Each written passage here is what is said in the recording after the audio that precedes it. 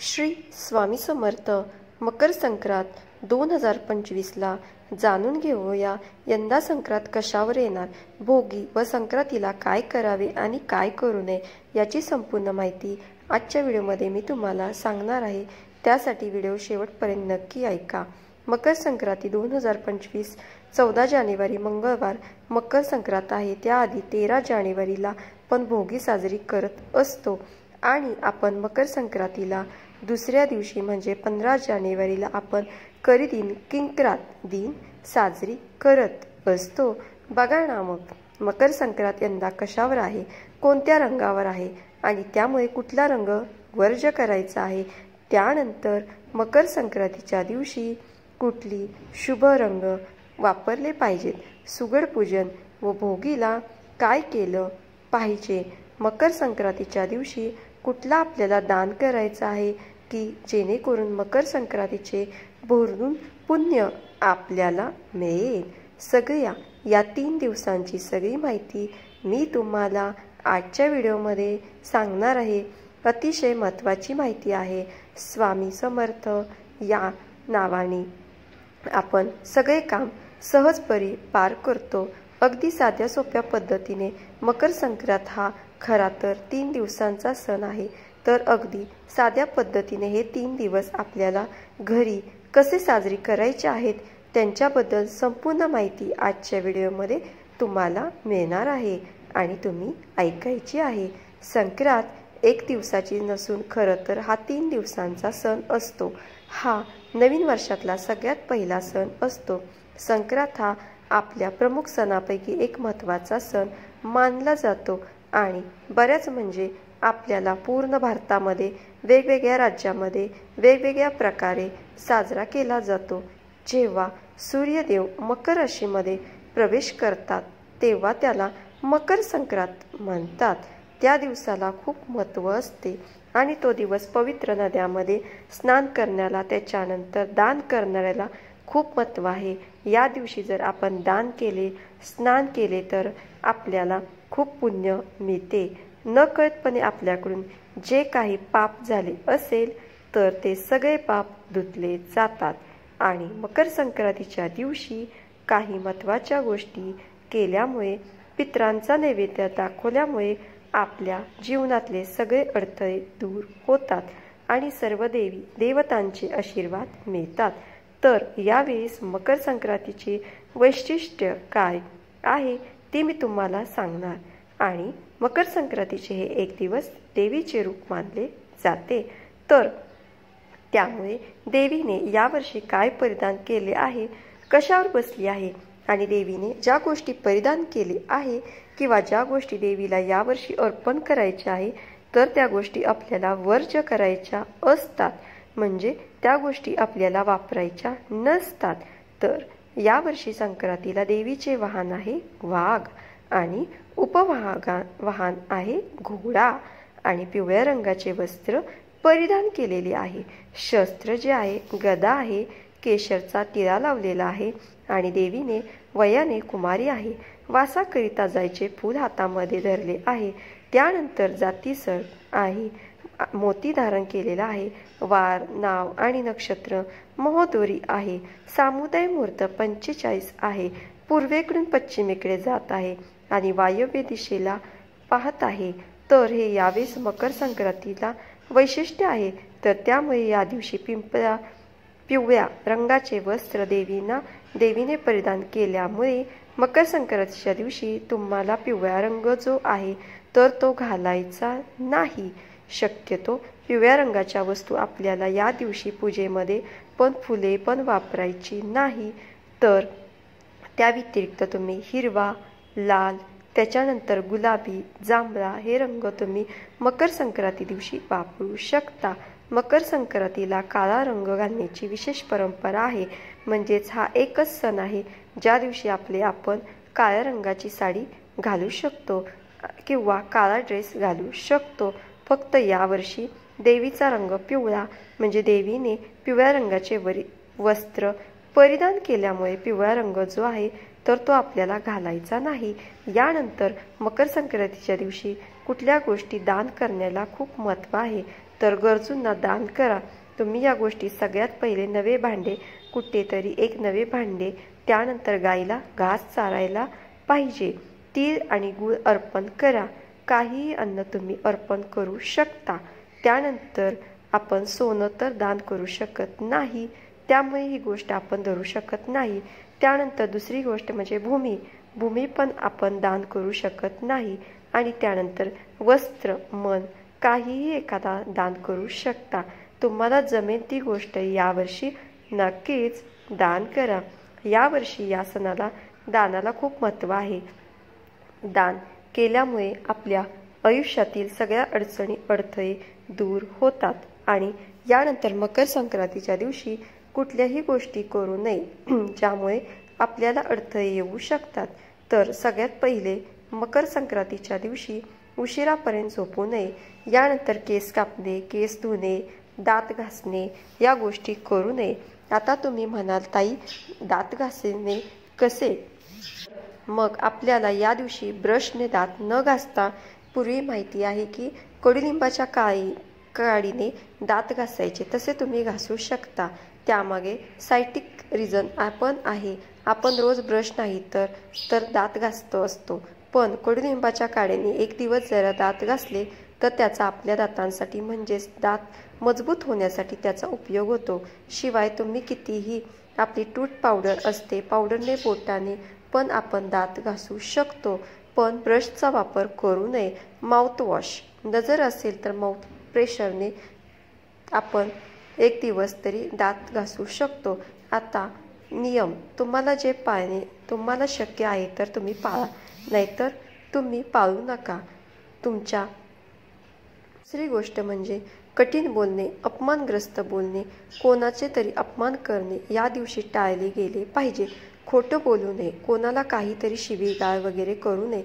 घरामध्ये सतत भांडणे, तंटे अजिबात करू नये. यानंतर आपल्याला या दिवशी झाड वृक्ष तोडायचे नाही, म्हणजेच छोटेसे कुंडीतली पण झाडे आपल्याला तोडायचे नाही. फुले, तुळशीचे पाणी या दिवशी तोडू नये.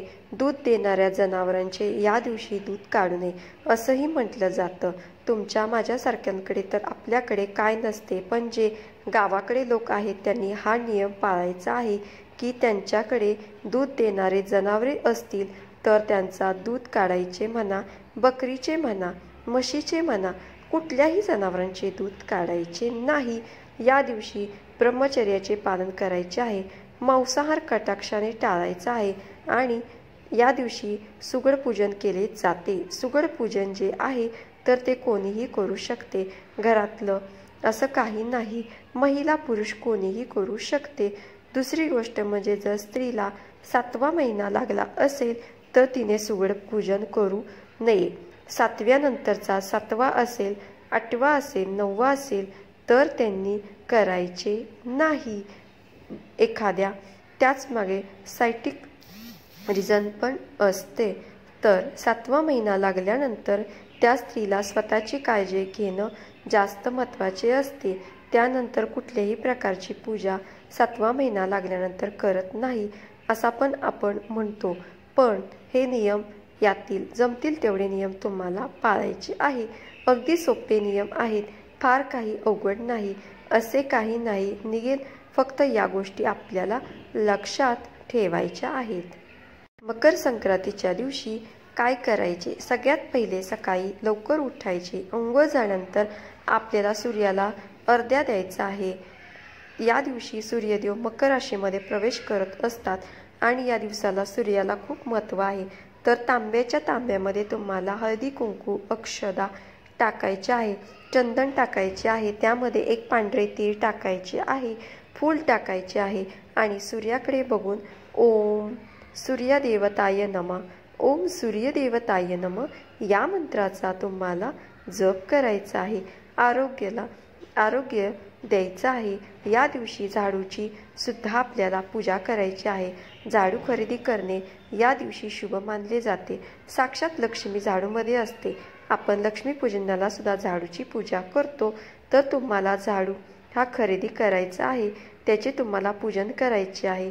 तरी या काही गोष्टी आहेत आणि त्यानंतर आपल्याला देवपूजा वगैरे या गोष्टी पण आपण करत असतो. आणि मकर संक्रांतीच्या दिवशी आपण एकमेकांना तिळगुळ देतो. सगळे दुसरे रुसवे फुगवे विसरून या दिवशी आपण म्हणतो की तिळगुळ घ्या आणि गोड गोड बोला. तर आपल्याला एकमेकांना तिळगुळ द्यायचे असतं. असं झालं हा मकर संक्रांतीचा सण. आता बघूया आपण संक्रांतीच्या 3 दिवसांचा सण असतो. मकर संक्रांतीच्या आदल्या दिवशी म्हणजे 13 जानेवारीला सोमवार आहे. त्या दिवशी भोगी आहे. या दिवशी जुन्या व वाईट गोष्टींचा आपल्याला त्याग करायचा असतो. भोगी म्हटले नेमकं काय बघा. भोगी याचा अर्थ खाणे किंवा उपभोगणे. हा आनंदाचा आणि उपभोगाचा सण म्हणून मानला जातो. तर भोगी का साजरी केली जाते? या दिवशी इंद्रदेवाची आठवण काढली जाते. इंद्रदेवानी यावर्षी आपल्या धर्तीवर उदंड पीक उगवावे म्हणून देवांना प्रार्थना केली होती आणि वर्षानुवर्षे बळीराजा आपल्या शेतातून अशीच पिके काढत राहतो. या पृथ्वीवरच्या माणसांची किंवा प्राण्यांची भूक भागवत राहतो. अशी प्रार्थना भोगीच्या दिवशी केली जाते. या दिवशी बऱ्याचशा राज्यामध्ये छोटीशी होळी पेटवली जाते आणि त्यामध्ये काही वस्तूंची आहुती दिली जाते. या दिवशी उपलब्ध असणारे आणि शरीरामध्ये उष्णता वाढवणाऱ्या अनेक पदार्थांचा समावेश करून त्यांची भाजी बनवली जाते. बाजरीच्या भाकरीला तेल लावून बाजरीची भाकरी बनवली जाते. त्यानंतर खडा, त्यानंतर सर्व प्रकारच्या थोड्याफार शेंगांच्या या दिवसामध्ये असतात. वाटाणे, त्यानंतर वांगी, बटाटा अशा सगळ्या भाज्या मिक्स करून भोगीची भाजी केली जाते. या दिवशी देवांना पण तोच नैवेद्य दाखवला जातो आणि या दिवशी भोगीची भाजी करायची असते. तर भोगीची भाजी तुम्हाला करायची आहे आणि घरातल्या सगळ्यांना अभंग स्नान जसं आपण दिवाळीच्या वेळेस करतो तसं तुम्हाला अंघोळीच्या पाण्यामध्ये तेल टाकायचे आहे आणि अगदी चिमूटभर तेल सुद्धा तुम्ही टाकू शकता आणि भोगीच्या दिवशी अंघोळ करायची आहे. आणि जसं तुम्हाला सांगितलं भोगीची भाजी करा. त्यामध्ये मटार, वांगी, गाजर, घेवडा, वाल्याचा शेंगा, हरभरा, तीळ यासारख्या गोष्टी एकत्र करून हरभरा आपल्याला भाजी करायची आहे आणि त्यामुळे भोगीची भाजी आपल्याला या दिवसामध्ये शरीराला पण चांगली असते आणि तीळ लावलेली बाजरीची भाकरी खायची आहे. अगदी अशीच सोप्या पद्धतीने भोगीचा दिवस साजरा करायचा आहे. भोगीनंतर मकर संक्रांतीचा दिवस कसा साजरा करायचा? तर आता मकर संक्रांतीच्या दिवशी म्हणजे 15 जानेवारीला बुधवार किंक्रांत किंवा त्याला खरेदी आपण म्हणत असतो. किंक्रांतीच्या दिवशी काही शुभ गोष्टी ज्या आहेत, शुभ काम या दिवशी केले जात नाही. या दिवशी बेसनाची थेरडे करून खाल्ले जातात. कुठल्याही छोटे मोठे काही शुभ काम तुम्हाला करायचे असेल तर किंक्रांतीच्या दिवशी अजिबात करू नका, कारण या दिवसात काहीतरी वेगळं विशिष्ट आहे. तर त्यामुळे शुभ काम या दिवशी केले जात नाही. कुठल्या कामाला तुम्ही सुरुवात सुद्धा करायची नाही, त्यामुळे आपल्याला यश मिळत नाही. म्हणून या दिवशी काही शुभ काम करायचे नाही. फार वर्षापूर्वी संक्रासूर नावाचा राक्षस होता. लोकांना फार त्रास देत होता. त्याला मारण्यासाठी देवीने संक्रांतीचे रूप घेतले होते. या संक्रांतीने देवीने संक्रांतसुराला ठार केले आणि लोकांना सुखी केले. संक्रांती देवीने मकर संक्रांतीच्या दुसऱ्या दिवशी या राक्षसाला ठार मारले होते आणि प्रजेला सगळ्या त्रासांपासून मुक्त केले होते. तर त्यामुळे हा दिवस किंक्रांत म्हणून पाळला जातो. म्हणून या दिवशी शुभ काम केले जात नाही. की क्रांतीच्या दिवशी आपल्याला असं का? असं फार विशेष तुम्ही काही करायचं नसतं. तुम्हाला लक्षात ठेवायचं आहे की या दिवशी आपल्याला काही शुभ काम करायचे नाही. आणि किंक्रांत दुसऱ्या दिवसापासून महिला जे आहे हळदी कुंकू करत असतात. मकर संक्रांतीपासून जवळपास रथसप्तमीपर्यंत आपण हळदी कुंकू करत असतो आणि किंक्रांतीच्या दिवशी कधीही हळदी कुंकू करू नये. कुठल्या गोष्टी करायच्या नाही तर चांगल्या कामाची सुरुवात करायची नाही. काळे जबले आणि काळा ड्रेस घालून आजूबाजूची इतर लहान मुलं बोलून बोरनान केले जाते। मुलं 5 वर्षाची होईपर्यंत तुम्ही बोरनान करू शकता। मुलांच्या अंगावर हलव्यांचे दागिने घातले जातात। हलव्याचे मुकुट, कानातले, हातातले आता घातले जातात। त्यांना काळे कलरचे कपडे घालायचे आहेत। पाटावर बसून त्यांचा औक्षण करायचं असतं आणि औक्षण केल्यानंतर 5 सवाष्णींना औक्षण केल्यानंतर त्यांच्या डोक्यावर मला बोर असं ऊस, त्यानंतर भुईमुगाच्या शेंगा, चुरमुरे, चॉकलेट असे लहान मुलांचे जे आवडीचे पदार्थ असतात त्या चुरमुऱ्यामध्ये टाकून डोक्यावर त्यांना टाकायचे असतात आणि त्या मुलांच्या डोक्यावरून टाकून तुम्हाला बोरनान घातल्यामुळे जो पुढचा उन्हाळा येणार आहे तर तो त्या मुलांना बांधत नाही, त्यांचा आरोग्य चांगलं राहतं आणि त्यामागचं सायंटिफिक रिझन आहे। म्हणून मुलांचं तुम्ही हे 5 वर्षाचे होईपर्यंत दरवर्षी सुद्धा तुम्ही बोरनान करू शकता। जर तुम्ही आतापर्यंत केलं नसेल तर तुम्ही यंदापासून सुरू करू शकता। दुसरी गोष्ट म्हणजे आपल्याला हळदी कुंकवाला सुरुवात करायची आहे। तर मकर संक्रांतीनंतर बऱ्याचशा स्त्रिया घरी हळदी कुंकू करावे। हळदी कुंकू पण तुम्ही घरी 7, 11, 5 जेवढ्या जास्त जमेल तेवढ्या सवाष्णी महिला बोलून हळदी कुंकूला कपाळी लावायची आहे। कपाळी काहीतरी वाण द्यायचे आहे, म्हणजे तुम्ही सुवासिनींना काहीतरी वाण द्यायचे आहे। भले 5 रुपयाची वस्तू द्या, 10 रुपयाची वस्तू द्या, काहीतरी उपयुक्त अशा वस्तू तुम्ही सवाष्णीला वाण म्हणून द्यायचे। सवाष्णी महिलांना अलंकार सुद्धा तुम्ही देऊ शकता। त्यानंतर काहीतरी खायला म्हणजे प्रसाद तुम्ही तिळगुळ, जरी तिळगुळ तुम्ही दिले तरी सुद्धा चालेल। यासोबत तुमची इच्छा तुम्ही कोणी नाश्ता देऊ शकता, कोणी जेवण ठेवू शकता, काहीतरी वेगळं तुम्ही ठेवू शकता, तुमच्यावर आहे। रथसप्तमीपर्यंत सवाष्णी महिलांना घरी बोलवून तुम्ही ते हळदी कुंकू करायचे आहे। संक्रांतीच्या दिवशी मोठ्यांनी लहानांना तिळगुळ द्यायचे आहे शक्यतो, आणि लहानांनी मोठ्यांना पायासुद्धा पडायचे असते। तर असा हा मकर संक्रांतीचा 3 दिवसाचा सण आहे। भोगी, मकर संक्रांत आणि मकर किंकर म्हणजे करी दिन ही 3 दिवस अगदी साध्या सोप्या पद्धतीने कसे साजरे करायचे, कुठे साजरे करायचे, कुठले नियम पाळायचे, कुठल्या महत्त्वाच्या गोष्टी करायच्या, कुठल्या टाळायच्या, ही सगळी माहिती मी तुम्हाला आजच्या व्हिडिओमध्ये सांगितली आहे। तर तुम्ही नक्की या गोष्टी करा। खूप सोप्या गोष्टी आहेत, फार काही याला लागत नाही आणि या गोष्टी केल्यामुळे आपल्या आयुष्यातले अडथळे, अडचणी जे आहेत त्या दूर होतात आणि पितरांच्या, देवी देवतांचा आपल्याला आशीर्वाद मिळतो। श्री स्वामी समर्थ। धन्यवाद।